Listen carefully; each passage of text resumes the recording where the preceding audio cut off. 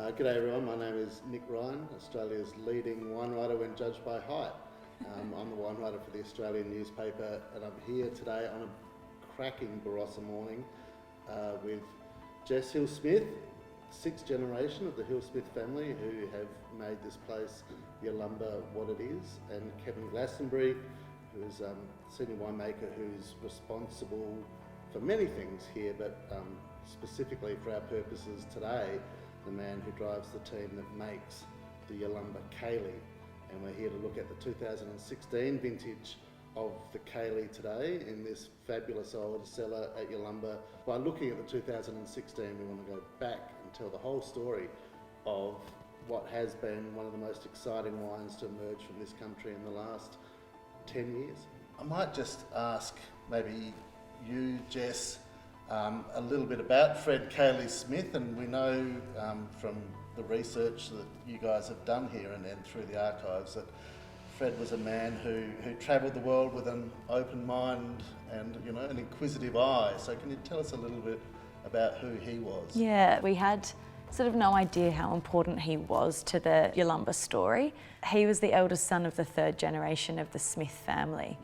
And as the eldest son, traditionally, you took over the business and ran the business until the next generation came along. But Fred's role in the business was a horticulturist. He looked after all the vineyards and orchards around the family farm. And he actually said to his father when it came time to sort of prepare for that handover, he said, I love what I do. I don't want to run the business, but I am really inquisitive about what's going on around the rest of the world.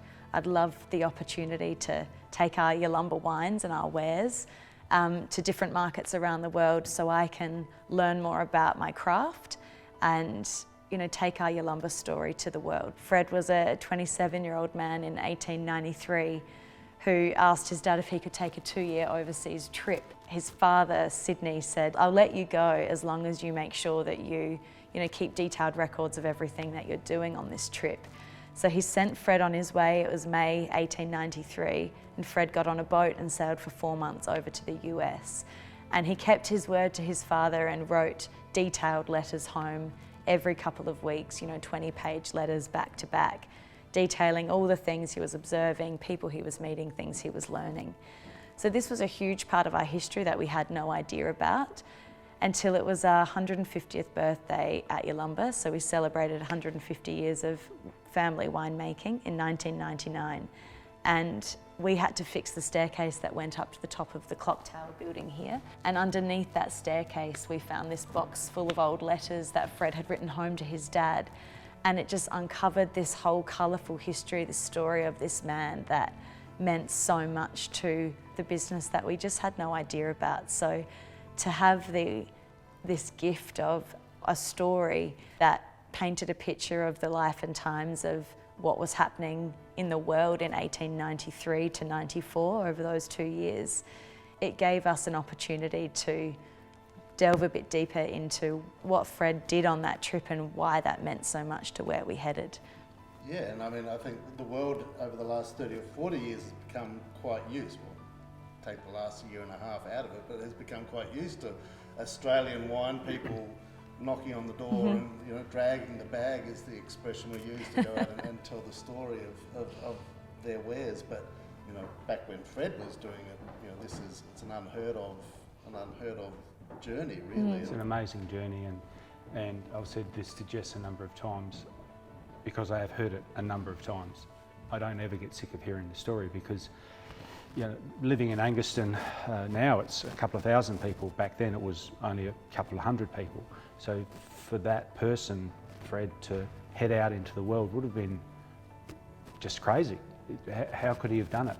But he did it, and he wrote back. It's not like there's a well-worn path that he can follow. No. He's the one that is, cold calling in a way, and shaping his own. Very much cold calling and going to places that he would have heard about.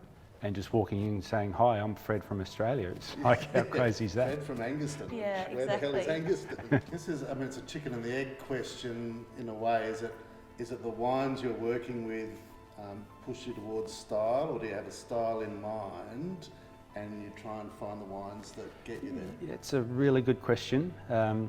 I've, as a winemaker here for a reasonable length of time, I've had an idea of the top end wines that we were making and where they should always be.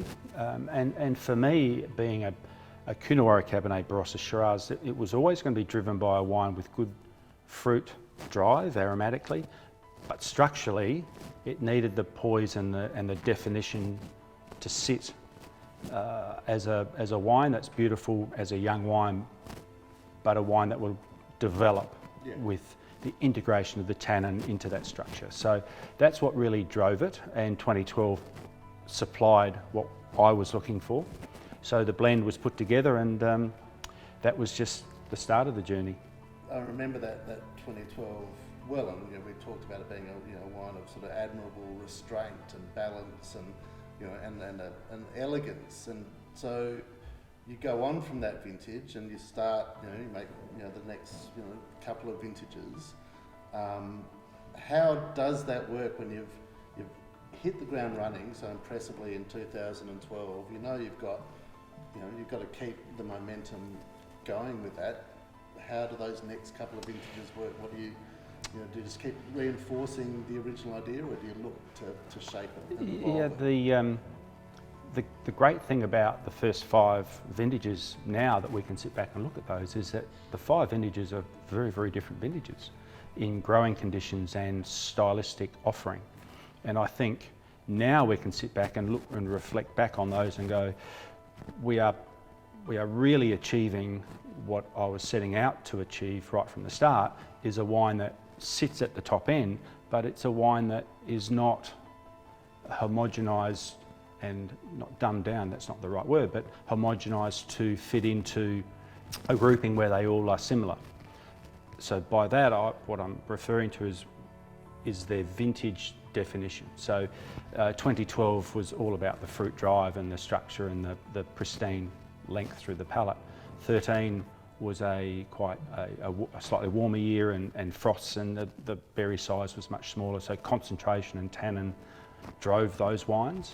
So when it came to blending them, we changed the idea of what the blend should have been for a wine like 2013. So we offered a blend with more Shiraz in it to give it some more balance through the palate, which then made it similar to the 12 in its flow, because if we'd kept it at 70 or 80% Cabernet, then the wine would have been very, very structured and a long way away.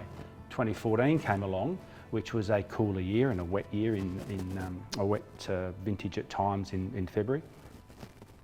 So we could actually use more Cabernet in 2014 because it already had that lovely fruit drive and it had a lovely richness already because of that cool growing season. And so we used less Shiraz in 2014.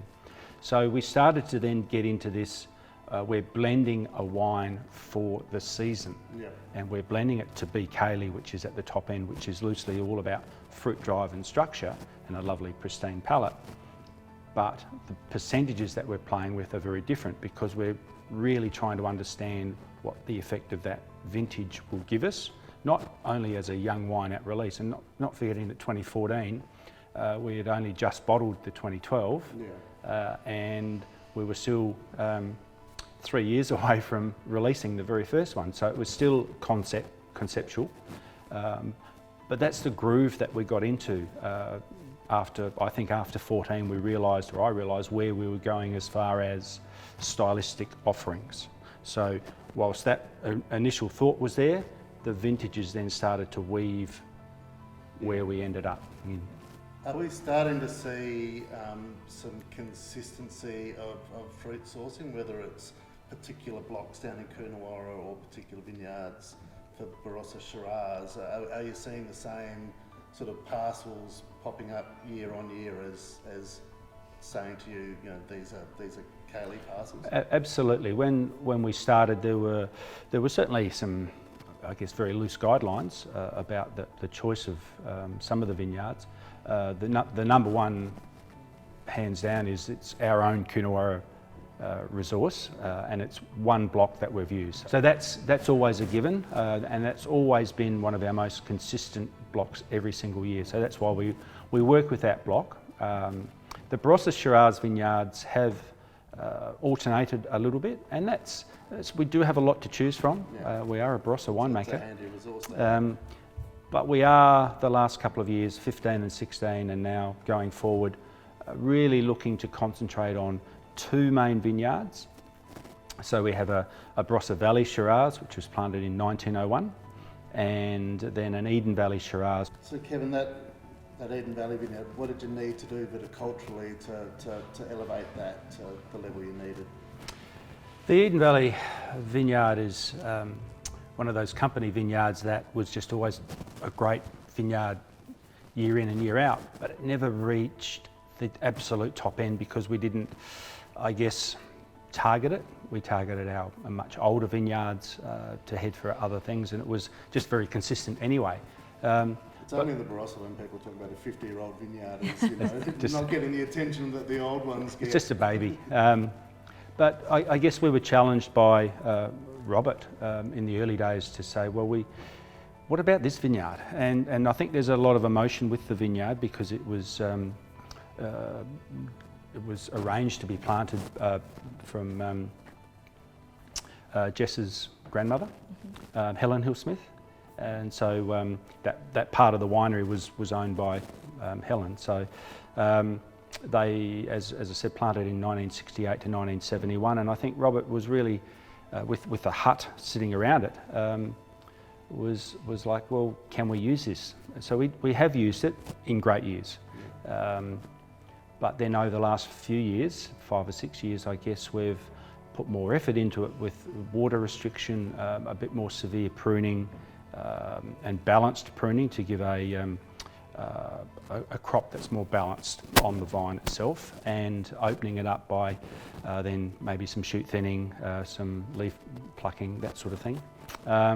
So the vineyard has just got better and better and better, and it reiterates the fact that the more work you do on some of these older vineyards, the more that you can get out of them. It's then a balance about how much work you can do. So it becomes a star under its own right, and I'm not going to say it's Caley going forward is all about Eden Valley Shiraz, but it certainly has a greater role to play than it has previously. Yeah, so it's never a fixed idea, it's never a template, it is always a seasonally responsive, wine to fit within a broad idea of what Yes. the Caley should be. Tell us a little bit about the 16 and where that sits, and are we starting to see, have we got the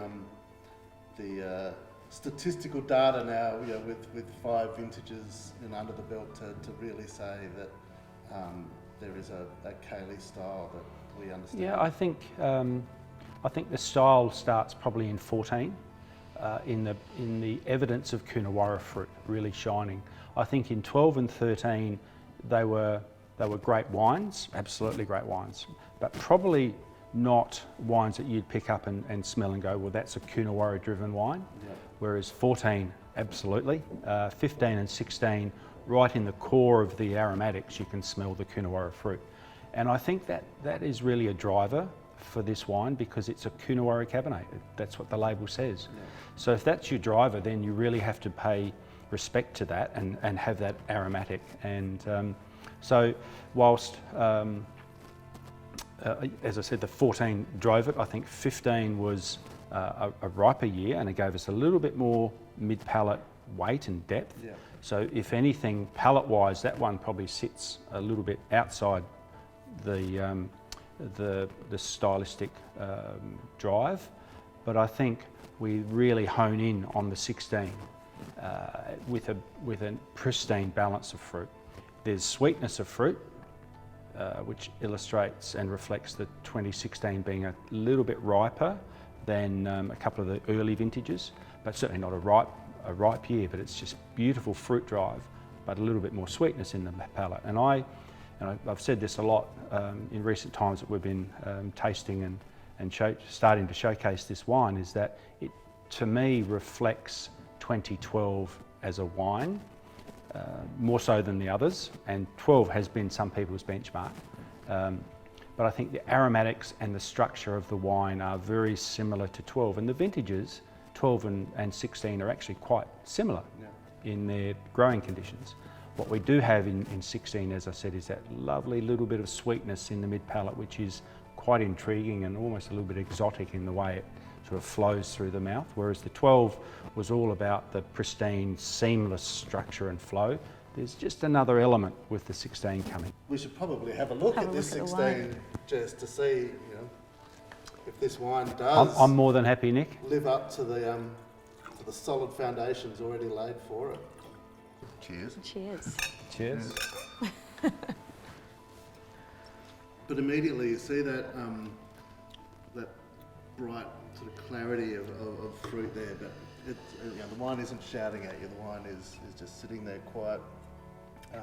It's poised. Quite, just comfortable in the glass, and I think it's when you see it so often that people, when they try to make a statement wine, it's throw everything at it, turn it up to 11, and expect the wine to smack you between the eyes. But that's never been. It's never been Caley, and it's evolving for most of Yalumba reds anyway. Is that none of our wines are that style. It's because I firmly believe that the wine should become more refined as the wines gain their icon status, and I think that you can offer a lot more with complexity and refinement than you can with just bang for your buck, as it were. And Caley's all about fruit and palate drive, and it's not about lots of oak, it's not about alcohol weight, it's not about hitting you in the face with power. This is about being sublime and pristine and a direction. Very happy with it. I think, as I said earlier, I think it really reflects, with respect, back on the 12, which is the first release in its overall style. But I do think there's a little bit more textured delivery in the mid palate, but it's still got that flow. Its Coonawarra-ness, which is an awkward word to say, but its Coonawarra-ness is really evident. That fine sort of cassis and almost sort of blackberry leaf sort of character to it, but then that does just have a little bit more draping of that Barossa and Eden Valley. I think it evens out the palate, but it still doesn't take away from the length and the flow. No. The little bit of Barossa Shiraz, which is 29%, 71% Coonawarra Cabernet, and 29% Barossa Shiraz, of which I think the Eden Valley component was about 3%, 6%, 3%, pretty low. So it's perhaps starting to have an influence with a little bit of extra fruit, maybe a spicier fruit through the mid palate. Yeah, but none of it obscures that Coonawarra Cabernet framework that the wine is built on, and I think that's such a crucial part of it. And I think when these wines are going to be Cabernet driven, you do want to see a bit of that internal architecture, and sometimes when Shiraz is blended with Cabernet, can swamp a bit of that structure. And that's one of the arts of blending, I think, this wine, is that we really try and that's why early on we were using different Shiraz vineyards, because we're looking for the right Shiraz to fit within the Coonawarra shape.